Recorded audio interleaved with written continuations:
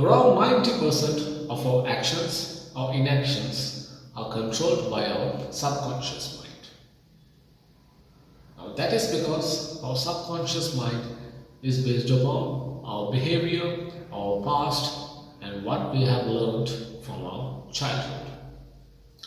So, in order to change our actions and inactions, it is essential that we practice in a way that can change our learning in the subconscious mind.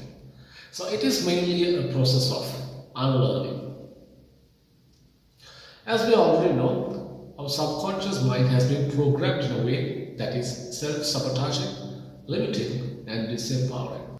So slowly but steadily, we are going to unlearn using a set of techniques. Now, this is the fourth video of the Law of Attraction series. Now, if you haven't watched the previous 3 videos, it is time for you to have a quick look and get back. The links are given on the top as well as in the descriptions. And for those who have already watched these 3 videos, it's time for going to today's lesson. But before that, it's time for the show reel.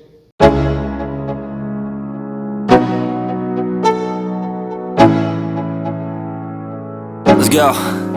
Yo, I'm like an addict, do I gotta have it. I ain't even playing, got a really bad habit. If it moves, gotta... Welcome back, and this is your Santhosh Rupert with the Law of Attraction series. Now, if you haven't subscribed to this channel, it's time for you to subscribe this so that every Friday you get a Law of Attraction lesson, as well as a lot of other videos on Saturdays as well as on Sundays. And also, I would like to hear from you, your feedback, so feel free to comment, and also don't forget to share these videos with your friends and your loved ones. So let's go into today's lesson with a very simple technique. Now, this is mindfulness. Whenever we need to feel that we should get healthy, we should get fit, what's the first thing that we do? We get considerate about our dietary intakes. We tend to eat healthier food, we tend to drink a lot of water, etc. But what we intake through our digestive system is just a very bit of what our self as a whole intakes. Now, when we talk about ourselves, it's not only our body, but also you should take into consideration our spirit. So, we take a lot of intakes from all our other sensory receptors as well. The things we see, the things we hear, or the things we smell, the things we feel from our skin, etc. There are an array of things that we intake every given moment. Now, in addition to that, there is this sixth sense that we call in terms of humans, our cognitive ability. Each and every moment, our mind wanders into some untoward corners, and we keep on thinking about something or the other every given moment. Now, this is a non-stopping exercise from the time we wake up in the morning until the time we go to bed. We keep on thinking about something, we keep on talking to ourselves. Now, apart from our sensory intakes or our dietary intake, etc., now our self-talking or the thoughts that we put into our own self provides the major input to our conscious mind. So when we keep on wandering into things that are not at all necessary, what happens? They get recorded in our conscious mind, and subsequently, slowly, when this becomes a habit to wander into unwanted areas, as a habit, they also get transferred to subconscious mind, because our subconscious mind learns what we are habitual about. So when we constantly wander into things that we are not at all necessary for us, often we end up getting undesired results, because when we wander into unwanted or uncharted territories, we are also vulnerable to think negative stuff. What if we get sick?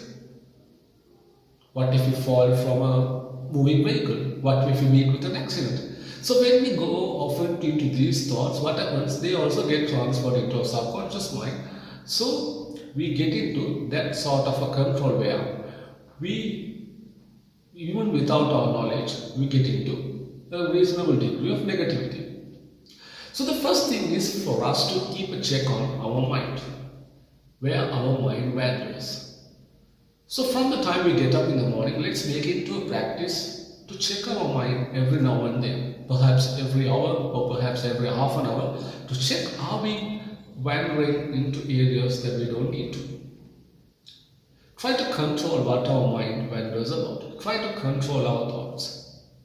Now this is something forceful in the beginning because it will look very forceful and you will feel it a bit uncomfortable to start with in the beginning because it's not that natural or easy to control our thoughts by force, to enforce thoughts. But with practice we can learn. So it is a matter of starting it and then try to improvise in it. So every now and then try to think or try to check what your thoughts are and keep a control of what you are thinking. If you are feeling that you are heading into uncharted or unwanted territories, come back. Come back, stabilize your thoughts and try to stay stable. So this is the first thing, the mindfulness that we need to practice, because only when we stabilize our thoughts, our conscious mind, then we can transfer that into a subconscious mind slowly and steadily. So that's the first part of our practice, to control what our subconscious and conscious mind do and how they in turn control our physiology. It is essential that we take care of what we do. So the first thing that we do, the thing that we almost and every time that we keep on doing is thinking, our activity of the mind. So hence, let's take control of our mind. So how do we control this mind? How do we keep a check on our thoughts? Now we can't stop thinking just like that. One way or the other, we keep on thinking. But also at the same time, we don't want to go into unwanted territories.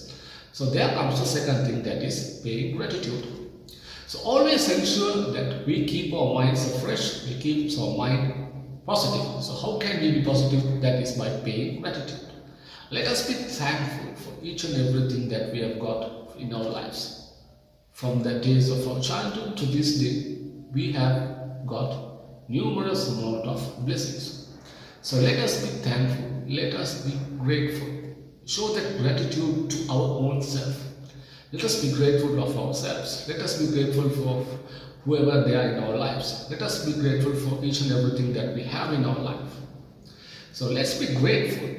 So instead of letting our mind wandering around there and here, it is better that we keep our mind circling around this field of gratitude.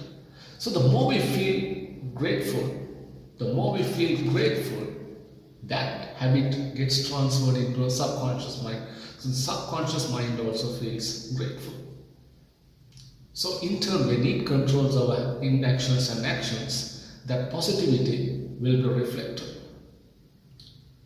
So in order to practice mindfulness, it is a two-step process. The first step is for us to take control of our thoughts. So it is necessary that every now and then we keep a check.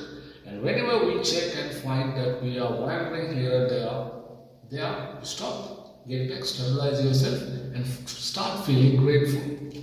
So when you start feeling grateful, when you make it a habit and when you do it continuously and constantly, that becomes a habit and you feel that over a prolonged period of time.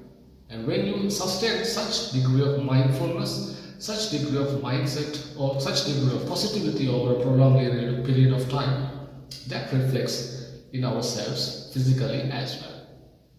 So it's the first lesson, how to practice positivity and how we transform that into our lives. And for the next set of techniques, catch you on next week. Till then, cheers.